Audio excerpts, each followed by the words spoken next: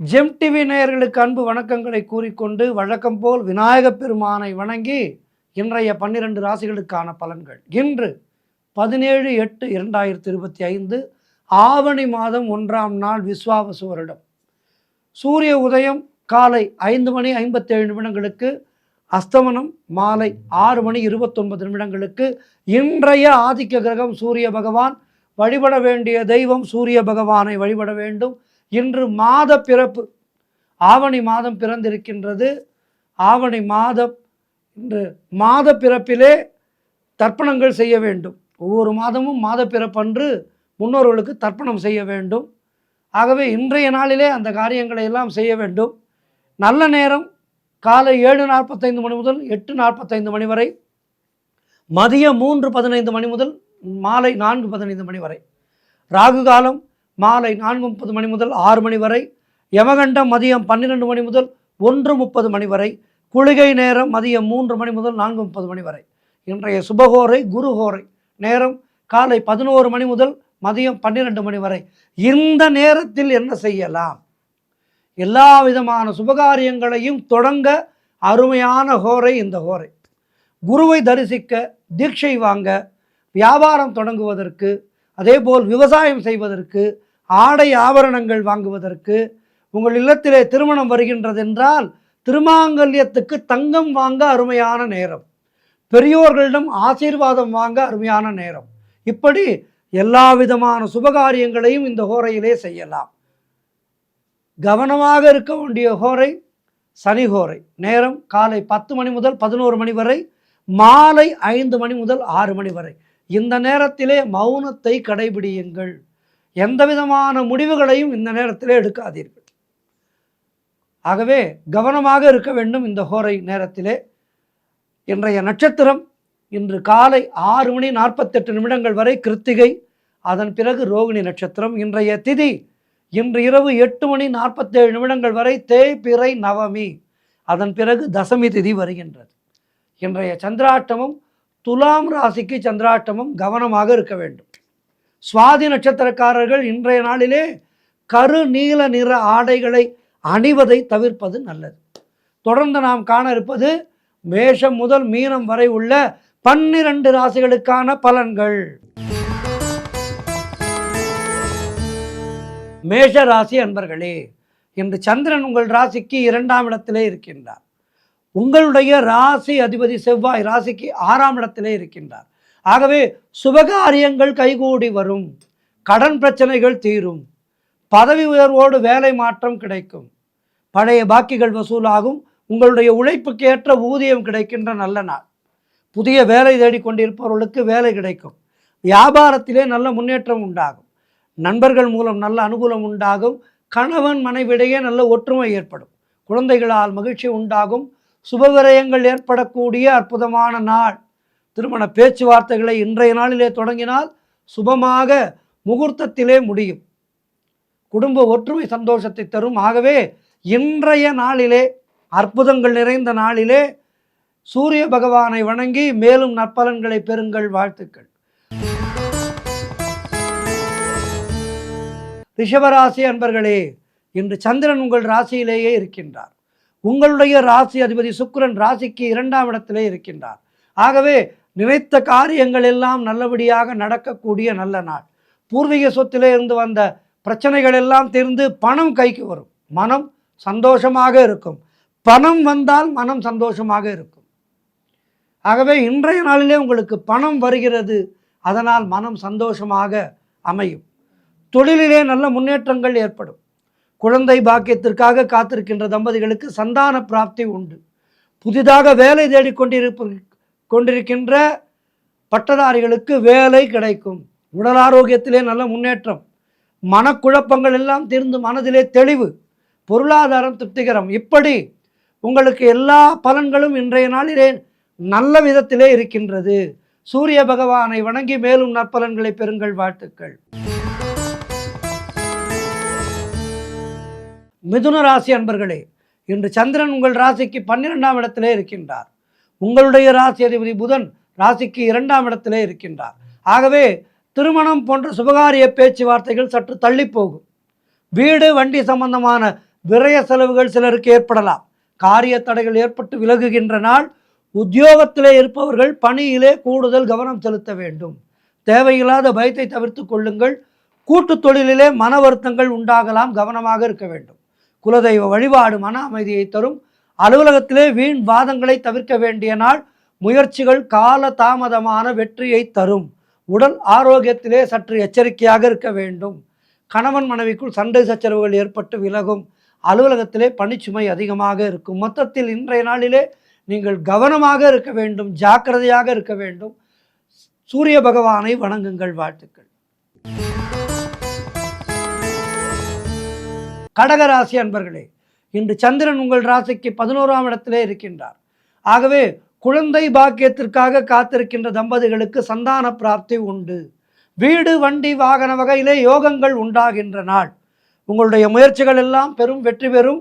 உத்தியோகத்திலே இருப்பவர்களுக்கு சம்பள உயர்வு, பதவி உயர்வு, இடமாற்றம் போன்றவை கிடைக்கும். திருமண பேச்சுவார்த்தைகள் சுபமாக முடியும். நண்பர்கள் உறவினர்களால் நல்ல ஆதாயம் உண்டு. தந்தை வழி சொத்துக்கள் கைக்கு வரும். உங்களுடைய முயற்சிகள் எல்லாம் பெரும் வெற்றியை பெறும். தொழில் செய்பவர்களுக்கு அதிலே நல்ல முன்னேற்றம் உண்டாகின்ற நாள். கணவன் மனைவியிடையே நல்ல ஒற்றுமை ஏற்படும். குலதெய்வ வழிபாடு அனுகூலத்தை தரும். இன்றைய நாளிலே சூரிய பகவானை வழிபாடு செய்யுங்கள். வாழ்த்துக்கள். சிம்ம ராசி அன்பர்களே, இன்று சந்திரன் உங்கள் ராசிக்கு 10ஆம் இடத்திலே இருக்கின்றார். உங்களுடைய ராசி அதிபதி சூரியன் ராசியிலேயே இருக்கின்றார். ஆகவே இன்றைய நாளிலே உங்களுக்கு காரிய தடைகள் ஏற்பட்டு விலகும். அரசு வகையிலே நல்ல ஆதாயம் உண்டாகும்.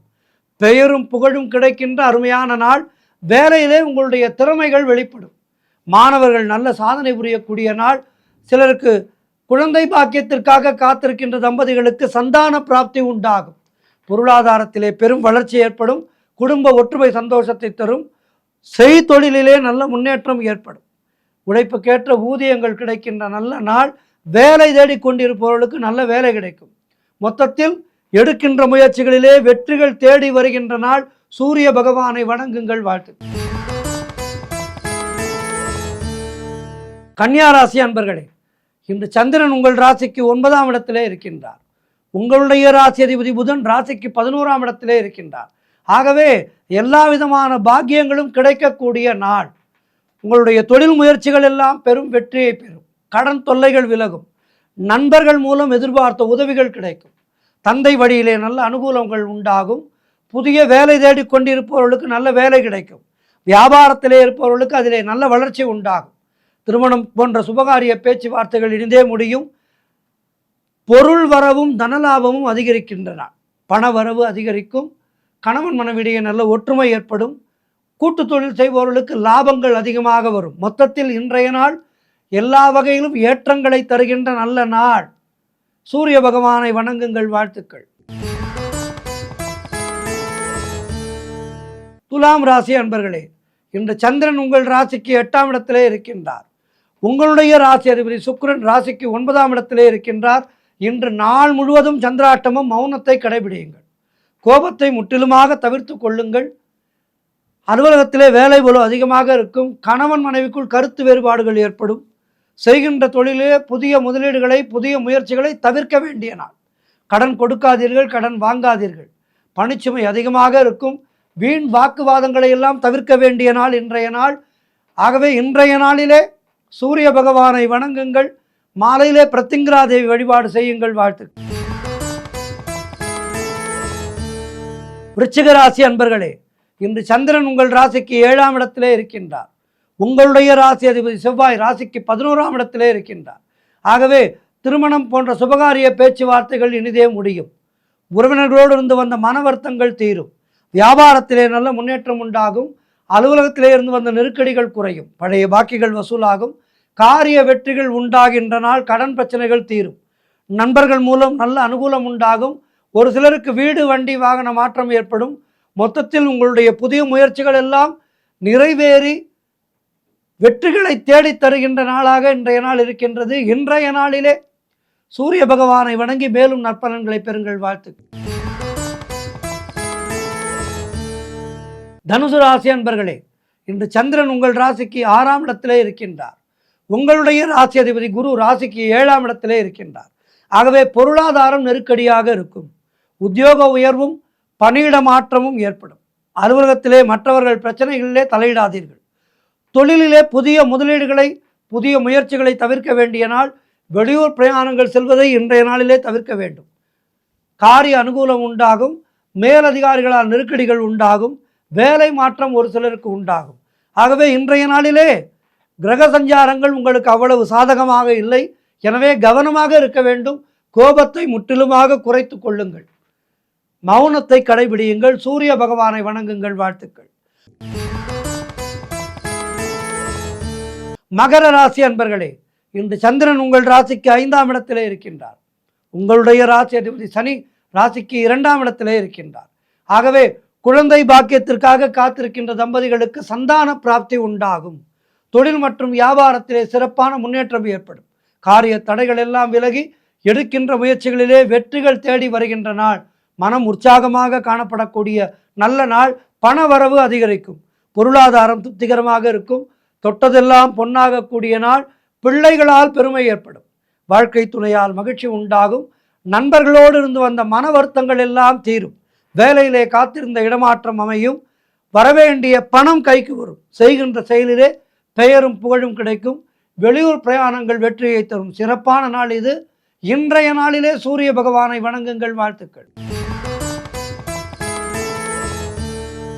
கும்பராசி அன்பர்களே, இன்று சந்திரன் உங்கள் ராசிக்கு 4ஆம் இடத்திலே இருக்கின்றார்.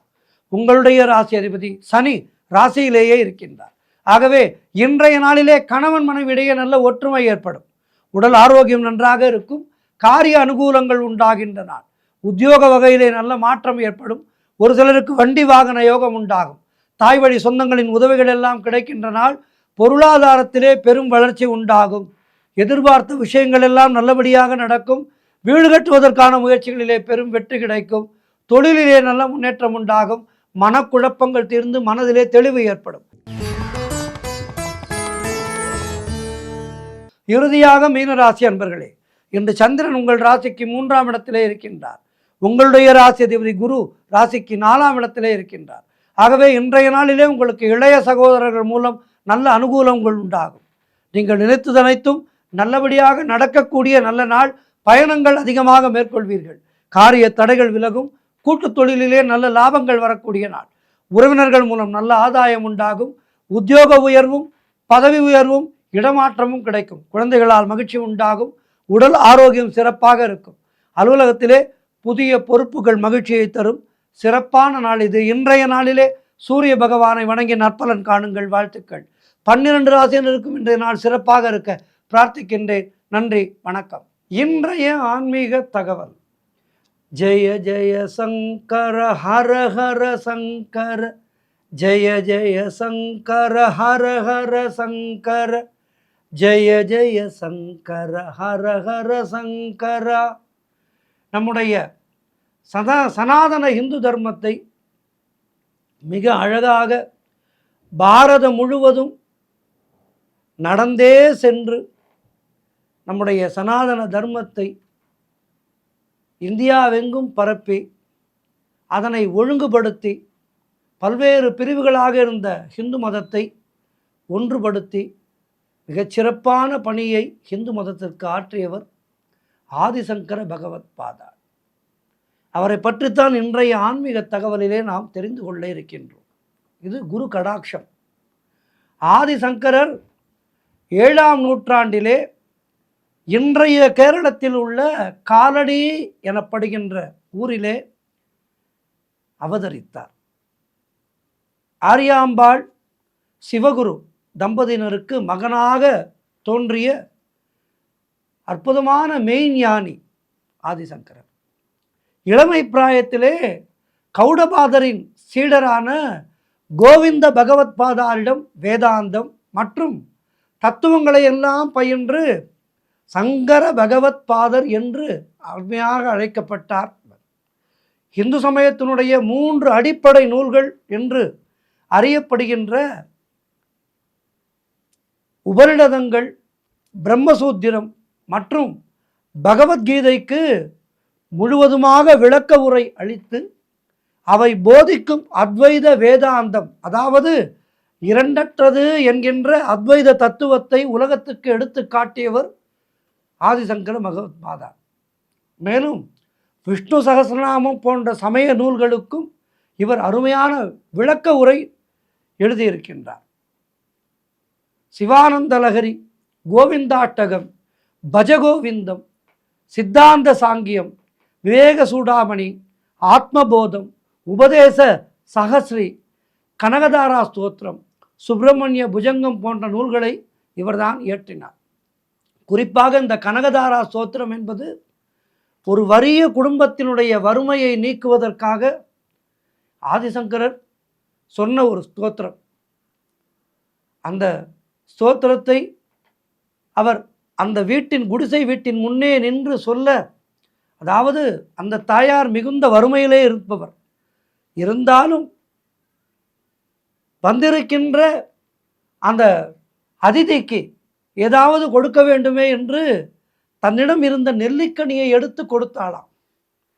அந்த நெல்லிக்கனியை வாங்கிய ஆதிசங்கரர், இப்படிப்பட்ட உத்தம குணமுள்ள பெண்மணிக்கு வறுமையா என அந்த வறுமையை போக்குவதற்காக அப்போதே அவர் பாடியதுதான் கனகதாரா ஸ்தோத்திரம்.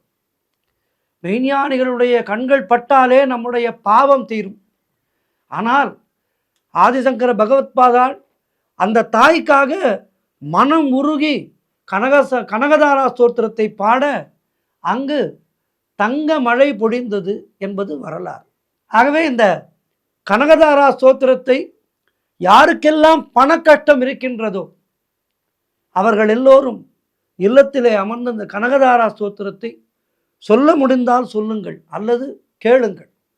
இந்த கனகதாரா ஸ்தோத்திரம் ஒலிக்கின்ற இடத்திலே நிச்சயமாக வறுமை என்னும் பீடை இருக்காது. வறுமை நிச்சயமாக ஒழியும். ஆகவே அதனை நாம் பயன்படுத்தி கொள்ள வேண்டும்.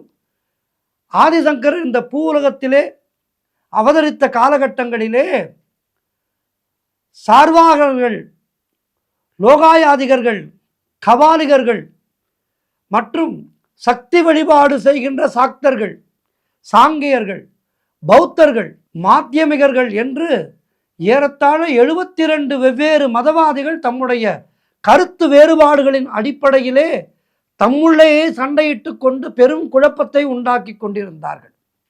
தொன்று தொட்டு ரிஷிகளும் முனிவர்களும் யோகிகளும் வளர்த்த புண்ணிய பூமியாகிய நம் பாரத அன்னை பொலிவிழந்து இருந்த அந்த காலத்திலே சங்கரர் தன்னுடைய குறுகிய வாழ்நாளிலே 32 வயதுதான் அவர் வாழ்ந்தார் இந்த உலகத்திலே. ஆனால் வைதீக தர்மத்துக்கு புது பொறிவூட்டி நம்முடைய சனாதன தர்மத்தை உயிர்ப்பித்தார். முந்தைய அவதாரங்களான ராமரும் கிருஷ்ணனும் சத்திரிய குலத்திலே பிறந்து வாளும் வில்லும் எடுத்து போரிட்டு தர்மஸ்தாபனம் செய்தனரெனில், கலியுகத்திலே நிலவிய சூழ்நிலைக்கேற்ப அந்தனர் குலத்திலே பிறந்த சங்கரர் தன்னுடைய அறிவாலும் உள்ள தூய்மையாலும் மாசுபடிந்த மக்களின் மனதை தூய்மைப்படுத்தினார்.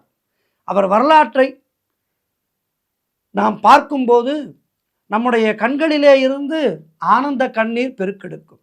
கேரள மாநிலம் ஆலவா எனும் சிறு கிராமத்திலே இருந்து சுமார் 6 மைல் தூரத்திலே காலடி என்கின்ற சிறிய கிராமம், மிகச்சிறிய கிராமம். அங்கே வாழ்ந்து வந்த வித்யாதிராஜா என்பவருக்கு சிவகுரு என்று ஒரு மகன் இருந்தார். அவர் மனைவி ஆரியாம்பாள். அவர்களுக்கு திருமணமாகியும் வெகு ஆண்டுகளாக குழந்தை பேறு இல்லை. மிக கவலையாக உணர்ந்தார்கள். ஆகவே அதற்காக அருகே உள்ள திருச்சூர் வடக்குநாதர் கோவிலிலே 48 நாட்கள் விரதம் இருந்து தினசரி வழிபாடு செய்தார்கள். ஒரு நாள் சிவன் அவர்களுடைய கனவிலே தோன்றி, நீண்ட ஆயுளுடைய நிறைய பிள்ளைகள் வேண்டுமா அல்லது சகல ஞானமும் கொண்ட குறுகிய ஆயுளை உடைய ஒரே பிள்ளை வேண்டுமா என்று கேட்க, தம்பதிகள் குறுகிய ஆயுள் இருந்தாலும் ஞானமுள்ள குழந்தையையே வேண்டுகின்றோம் என வேண்டினர். கிபி 788 நந்தன ஆண்டு வைகாசி மாதம் சுக்லபக்ஷம் பஞ்சமி திதியிலே திருவாதிரை நட்சத்திரத்திலே ஆரியாம்பாள் ஒரு ஆண் பிள்ளையை பெற்றெடுத்தார். ஈசனுடைய அருளால் பிறந்த குழந்தைக்கு ஈசனின் பெயரான சங்கரன் என்றே பெயர் சூட்டினர். சங்கரருக்கு 4 வயதான போது சிவகுரு மண்ணுலகை விட்டு நீங்கினார். தாயாரால் வளர்க்கப்பட்ட சங்கரருக்கு அவருடைய 7ஆம் வயதிலே உபநயனம் செய்வித்து அவரை அக்கால வழக்கப்படி குருகுலத்துக்கு அனுப்பி இந்து மதத்தினுடைய புனித நூல்களை பயிலச் செய்தார். அவர் அவ்வாறு ஒரு நாள் ஒரு ஏழை பெண்மணியின் வீட்டுக்கு சென்று பிக்ஷை கேட்க நேர்ந்தது. அப்போதுதான் அவர் அந்த ஏழை பெண்மணிக்கு உதவுகின்ற வகையிலே இந்த கனகதாரா ஸ்தோத்திரத்தை பாடினார். நெல்லிக்கனியை மனப்பூர்வமாக கொடுத்த அந்த பெண்மணிக்கு உள்ளம் குளிர்ந்து செல்வத்தின் கடவுளான லக்ஷ்மி தேவியை இவர் வேண்டி பாட, கனகதாரா ஸ்தோத்திரத்தை பாட, செல்வ மழை, தங்க மழை பொழிந்தது அந்த இல்லத்திலே. ஆகவே ஆதிசங்கரர் பிறப்பிலேயே ஞானமும் மிக மிக அதீதமான ஒரு தெய்வ சக்தியும் கொண்டவர் என்பது அப்போதே தெரிந்தது. சங்கரர் தான் உலகிற்கு வந்த செயலை நிறைவேற்ற வேண்டி அவருடைய தாயார் உலக வழக்கிற்கேற்ப தன்னுடைய மகன் உரிய வயதிலே திருமணம் செய்விக்க வேண்டினார். ஆனால் தான் அவதரித்த நோக்கம் வேறு என்று சங்கரருக்கு தெரிந்திருந்ததால் அவர் ஒரு யுக்தியை கையாள நேர்ந்தது. ஒரு முறை பூர்ணா நதியிலே தன் தாயுடன் சென்று குளிக்கப் போனார். அப்போது ஒரு முதலை அவருடைய கால்களை கவ்விக்கொண்டது. நீரிலே இழுக்க துவங்கியது. அப்போது சங்கரர் தன் தாயிடம் தான் ஆபத் சந்நியாசம் பெற வேண்டி அனுமதி கேட்டு பெற்றார். வேறு வழியின்றி அவ்வம்மையாரும் அனுமதி அளித்த பின்னர் குளிக்க ஆற்றில் இறங்கிய சங்கரர் சந்நியாசி ஆகி வீடு திரும்பினார். அவர் தம் தாயாருக்கு ஒரு சத்தியம் செய்தார். அவர் தாயார் உலகை துறக்கும் காலம் வந்தபோது தாம் எங்கிருந்தாலும் தன்னுடைய தாயிடம் வந்து தாயின் இறுதிச் சடங்குகளை செய்து மகனாக தன் கடமையை நிறைவேற்றுவதாக உறுதியளித்தார். தனக்கே உரிய உடைமைகளை தன் உறவினர்கள் வசம் ஒப்படைத்துவிட்டு தன் தாயாரை பார்த்து கொள்ளுமாறு சொல்லிவிட்டு தன்னுடைய வாழ்வின் குறிக்கோளை நோக்கி பயணிக்க தொடங்கினார் சங்கரர். அப்படி அவர் பயணிக்க தொடங்கி அவர் நமக்கு செய்து கொடுத்த ஏராளம் ஏராளம் ஏராளம் பாரதம் முழுவதும் தன்னுடைய பாதங்களினாலே சுற்றி நம்முடைய சனாதன இந்து தர்மத்தை ஒன்றிணைத்தார். அப்படிப்பட்ட அற்புதமான அந்த மகா ஆதிசங்கர பகவத்பாதாள் அவரை வணங்கினால் நமக்கு ஞானம் கிடைக்கும். ஆதிசங்கர பகவத்பாதாள் சிவனுடைய சாக்ஷாத் ஸ்வரூபம். எனவே தட்சிணாமூர்த்தி ஸ்வரூபமான அவரை வணங்கி வாழ்விலே எல்லா வளமும் நலமும் பெறுவோம். ஞானிகளை நினைப்பதே நமக்கு ஞானம். ஞானிகளை எப்போதெல்லாம் நாம் நினைக்கின்றோமோ அப்போதே அவர்களுடைய கருணையானது நமக்கு கிடைக்கின்றது. ஞானிகளுடைய கருணை கிடைத்து விட்டால் இறைவனுடைய கருணையானது நமக்கு மிக மிக எளிதாக கிடைத்துவிடும். ஆகவே நாள்தோறும் ஞானிகளை போற்றுவோம், ஞானிகளை வணங்குவோம், இறையருளை பெற்று பெரும் பேறு பெற்று வாழ்வோம். நன்றி, வணக்கம்.